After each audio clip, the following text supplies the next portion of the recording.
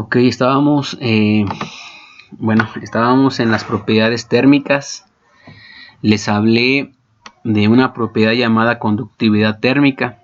La conductividad térmica vamos a entenderlo como la capacidad del material de transferir calor. La ecuación que rige esta propiedad es la que les muestro en la imagen. Si ustedes observan la manera como se puede medir la conductividad térmica en los materiales es conociendo el espesor, conociendo la temperatura inicial y conociendo la temperatura final y el área de la sección por donde está pasando el calor. K es la conductividad térmica. Entonces, para poder determinar el calor que transmite este material, por ejemplo, esta pared, la vamos a calcular con la letra Q. Q va a ser igual a la conductividad térmica por el área transversal donde está chocando el calor, por la temperatura inicial menos la temperatura final entre el espesor. De esta manera, si yo despejo área por las temperaturas entre el espesor, me va a quedar la conductividad térmica. Cuando tomo en consideración el tiempo, como está en la fórmula, se le llama estado transitorio porque va a depender del tiempo.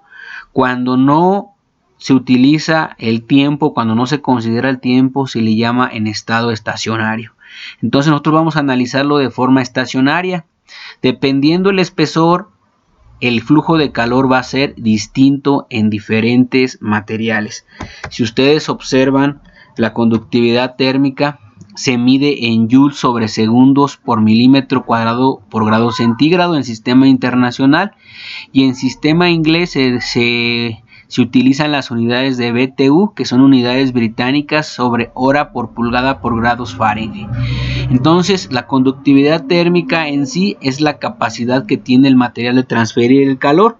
Y hay una conversión para calcular de calorías sobre gramos por grados centígrados, convertirlos a joules. En la parte inferior de esta tabla se encuentra el factor de conversión. Como les mencioné, cada material tiene diferente conductividad térmica. Si comparamos los metales con los cerámicos y con los polímeros, vamos a observar que los que tienen mayor conductividad térmica son los materiales metálicos. Posterior a eso, lo que le siguen o los que siguen son los materiales cerámicos y por último se encuentran los polímeros.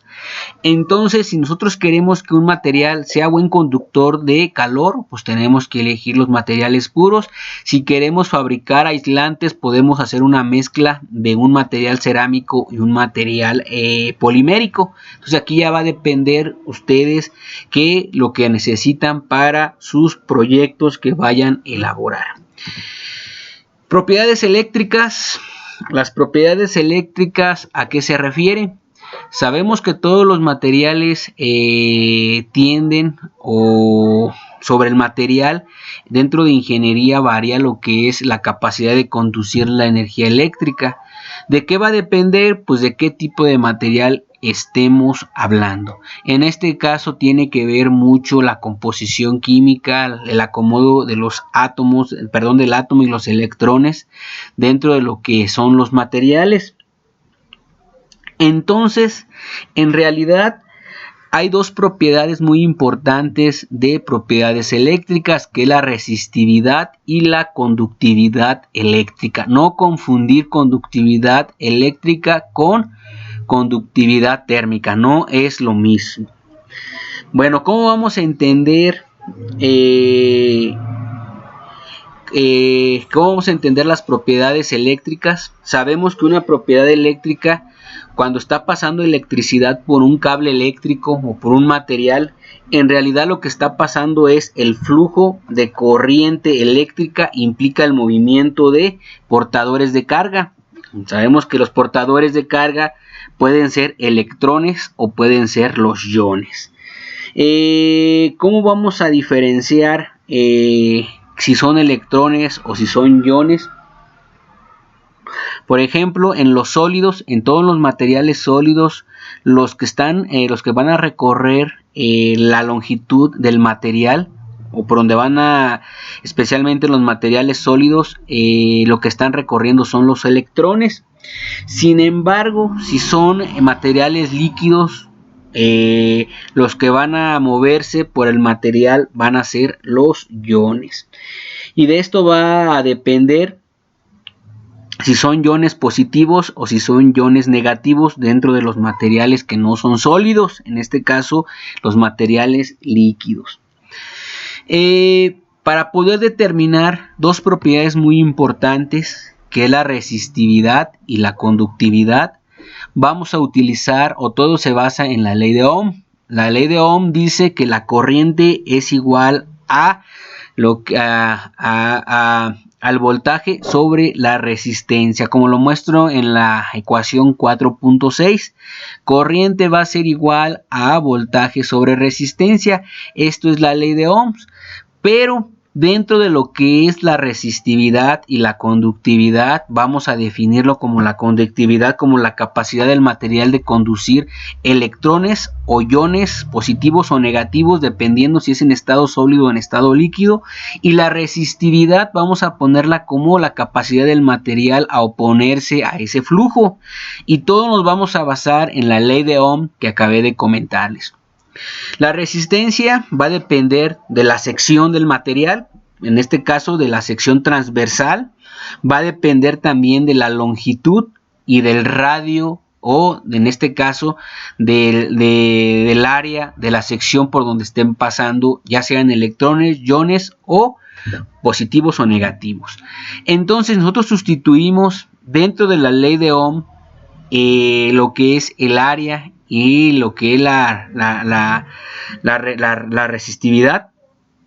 La fórmula va a quedar: resistencia va a ser igual a la resistividad por la longitud sobre el área, en donde si despejamos R minúscula va a ser igual a la resistencia por el área por la longitud, sobre la longitud, perdón. Y esto pues vamos a determinar la resistividad del material, la capacidad de poderse oponer a lo que es el flujo de electrones o de iones positivos o negativos. Ya va a depender si el material es en estado líquido o en estado sólido. Sabemos que en la ley de Ohm la corriente se mide en amperes, el voltaje se mide en volts y la resistencia se mide en ohms. Por lo tanto, si yo sé que la resistencia se mide en ohms, el área se puede medir en milímetros cuadrados o metros cuadrados y la longitud en metros, la resistividad sería igual a ohms por metro cuadrado sobre metro, o en su defecto ohms por metro. La resistividad se mide en ohms por metro, y de esta manera podemos calcular la resistividad de los diversos materiales que ustedes estén fabricando o que estén utilizando para a las aplicaciones correspondientes que ustedes les vayan a dar. ¿Cómo calculo la concavidad eléctrica o la conductividad del material? Es tan solo el recíproco de la resistividad. ¿Cómo voy a calcular la conductividad eléctrica? Aquí dice concavidad eléctrica, está mal, es conductividad eléctrica, está mal. Yo creo que ahí hubo un error de libro, de dedo, pero no es concavidad, es conductividad eléctrica. ¿Cómo vamos a calcular la conductividad eléctrica? Que es la capacidad del material de transferir electrones o iones positivos o negativos. Esto va a depender principalmente, o cómo lo vamos a calcular, va a ser el inverso de la resistividad. Si yo calculo el recíproco de la resistividad, que es 1 sobre R, me va a dar la capacidad, la conductividad eléctrica, donde la conductividad eléctrica se va a expresar en ohms por metro a la menos 1 o ohms por pulgada a la menos 1, dependiendo del sistema inglés o el sistema internacional. De esta manera vamos a calcular estas dos propiedades tan importantes en propiedades eléctricas. ¿Qué clase de materiales según sus propiedades eléctricas hay? Pues están los metales, que son los mejores conductores de electricidad. ¿Por qué? Pues porque su enlace metálico nos va a permitir que el material sea buen conductor eléctrico.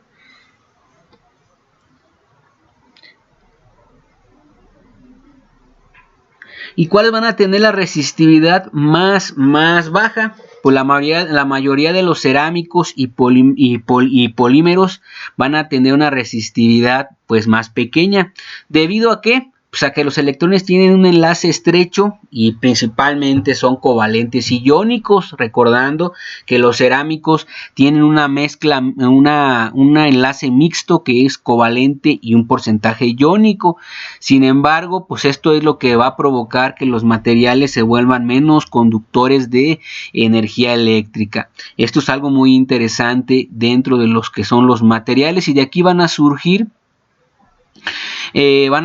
principalmente los aislantes, que tienen una resistividad pues elevada, o sea, la resistividad va a ser muy grande, por lo tanto se les van a llamar aislantes. En ocasiones, aquí como lo muestro en la diapositiva, a los aislantes se les denomina dieléctricos. ¿Por qué se les denomina dieléctricos? Porque el término significa que no es conductor de corriente directa. Entonces, cuando encuentren el concepto de materiales dieléctricos, significa que son materiales aislantes. ¿Y de qué va a depender? Pues de que la resistividad sea muy grande. Entonces, si es muy grande, son preferentemente usados para fabricar aislantes. La resistencia dieléctrica de un material aislante es entonces el potencial eléctrico. También lo van a encontrar como potencial eléctrico que se requiere para romper el aislamiento por unidad de espesor. El potencial eléctrico es lo que nosotros le metemos impulsos de flujo electrónico, de flujo de energía eléctrica, el cual, si nosotros queremos destruir la resistencia eléctrica, o sea el aislante, vamos a provocar que pues conduzca lo que es la energía eléctrica, que principalmente en los materiales dieléctricos o aislantes no sucede. Sin embargo, hay materiales que se comportan de forma mixta, los famosos semiconductores o los famosos superconductores, que son los que conducen la energía eléctrica de la mejor manera. Aquí les muestro una tabla de algunos materiales más usados en los procesos de fabricación para la fabricación de productos terminados en función de lo que tienen, mostrando de lo que es la resistividad. Si nosotros vemos la resistividad del aluminio, de la plata, del níquel, del hierro, en sistema internacional, estamos hablando de cantidades más grandes arriba de la unidad. ¿Esto qué significa? Significa que si entre más grande sea el número de la resistividad, el material se vuelve más aislante. Entonces esto es algo muy interesante. Si nosotros tenemos resistividad muy pequeñas, significa que el material va a ser buen conductor de energía eléctrica. Ya sabemos que todo va a depender del tipo de enlace. El enlace metálico son los mejores, el covalente y el mixto son los peores. Por lo cual, porque están muy estrechos, los enlaces son menos, dentro del material no prevalece lo que es un metal. Por lo tanto, pues se vuelven más materiales semiconductores o aislantes, los cuales son utilizados para otros tipos de aplicaciones. Y aquí terminamos lo que son propiedades eléctricas. Las propiedades eléctricas, como ustedes lo vieron, son muy importantes saber cuando nosotros queremos seleccionar un buen conductor o un buen aislante o un buen semiconductor para la fabricación de un producto donde nosotros se requiera que el material soporte ciertas características. Y ya como último, les voy a dejar de tarea, que pertenece a las propiedades también térmicas. Van a investigar el proceso electroquímico y de difusión. El proceso electroquímico también utiliza energía eléctrica, en el cual principalmente por este proceso vamos a recubrir materiales. ¿Han escuchado ustedes el cromado? ¿Han escuchado el galvanizado? El zincado, que también lo conocen, entre muchos otros procesos, los cuales nos están ayudando a que el material que nosotros queremos que se vea bonito o queremos que no lo afecte tanto la corrosión, hacemos un recubrimiento por este proceso llamado electroquímico. No es el único proceso, existen muchísimos, pero es la base principal para poder llevar los recubrimientos. Y la difusión Cuando nosotros tenemos un material y ese material cede cierta concentración de átomos a otro material, se está dispersando los átomos del material A al material B. Le estamos cediendo átomos de un material A a un material B, y estos principalmente los átomos se están moviendo dentro de lo que es el otro material, para poder hacer también un recubrimiento o en su defecto modificar la estructura interna y poder cambiar las propiedades mecánicas, o en su defecto agregarle un elemento más al material A, al material B de un material A. Ejemplo, los tratamientos termoquímicos. En los tratamientos termoquímicos es una aplicación de la difusión. ¿Por qué razón? Porque calentamos un metal, y a ese metal, al calentarlo, lo metemos a un baño de carbono y le metemos presión a una atmósfera, 2 atmósferas, dentro de un recipiente cerrado herméticamente. El mismo calor, la temperatura de austenización, que aproximadamente se llega en el acero a 800 a 900 grados centígrados, vamos a inyectarle carbono a la superficie. Y recordando un poquito las clases de la unidad 1, recordamos que si tenemos más carbono en la superficie, significa que el material se vuelve más duro en la superficie, pero en el núcleo va a ser tenaz, más blando. Por lo tanto, se utiliza para la fabricación de engranes, de cuchillas, donde queremos que la superficie no se desgaste tan fácilmente. Y es una aplicación también de la difusión. Entonces, esto les va a tocar investigar. Al igual, la otra tarea que les voy a dejar es también que van a investigar las propiedades magnéticas y ópticas. Entonces, su tarea va a corresponder a investigar la propiedad de electroquímico y difusión, y las propiedades magnéticas y ópticas dentro de su libreta. También van a desarrollar un resumen de lo que se vio en estos videos que subí al Classroom. Mínimo por cada tema pueden desarrollar 5 cuartillas. Las 5 cuartillas las van a agregar en su libreta. Todas estas propiedades que ya les mostré, las mecánicas, las eléctricas, las térmicas, las ópticas, las magnéticas, van a estar dentro de su libreta. Aproximadamente 5 cuartillas por cada tema, por cada propiedad. Esto lo van a compartir en el Classroom, en la página, en formato PDF, de forma individual. Y de esta manera estaríamos acabando con la unidad 2. Ya la siguiente clase vamos a resolver algunos problemas de este tipo de propiedades y terminaríamos la unidad 2. Bueno, muchas gracias.